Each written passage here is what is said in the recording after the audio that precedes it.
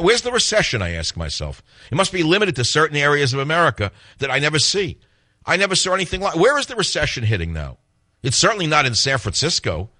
The restaurants are packed. The economy seems to be booming by the restaurant business. It's true some of the stores are brown papered over in the Embarcadero area. You know, I judge things by the how many stores have brown paper on them.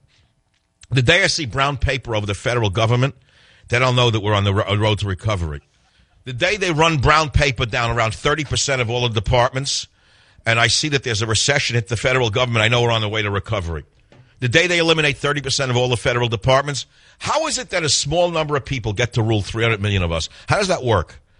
Is it somewhere in the Constitution where it says that a small number of people, like 400 in Congress, and I don't know how many are in the federal government now, will rule over everybody else? Is that somewhere in the U.S. Constitution that I miss when I read it? I don't see it read somewhere that an elite will rule everybody. I think it said government should be limited. Is that what I read somewhere?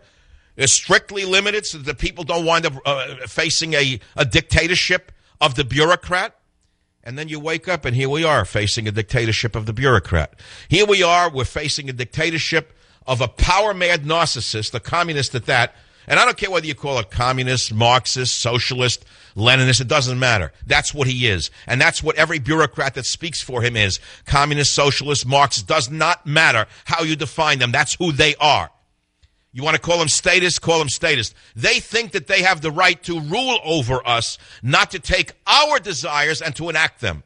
That, my friends, is a dictatorship. And it is an early dictatorship, but it's not the end of the dictatorship. It's the beginning of this dictatorship. And the day that Mitt Romney gives you a speech that I just gave is the day Mitt Romney will soar by 20 points, and you know it. Because you want him to stand up to this guy. Because you know you need him to stand up to this guy. Because you know no one's standing up to this guy. He just defeated everybody by buying Roberts out with some kind of trickery. And everybody in the media saw it the wrong way. I was the only one who said it like it is in the major media. Everyone sat there dumbfounded, flummoxed, heartbroken. And then the idiots like this guy, Lenny Demi-Krauthammer on Fox News, a guy I've always found to be a fraud. He had the nerve to come out and say that Roberts was a genius. He did the right thing. He enabled and ennobled, and the conservatives are going to come out now and vote.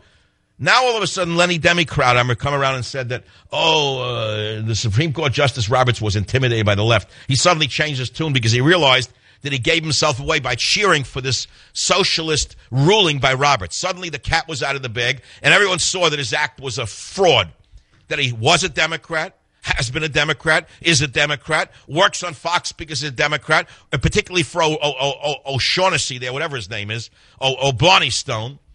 Bill O'Blarney Stone has him on all the time to support his communist left-wing opinions and try to peddle him as a conservative. How much can you take of these people until you wake up to the fact that half the people in the media who are telling you they're one thing or another?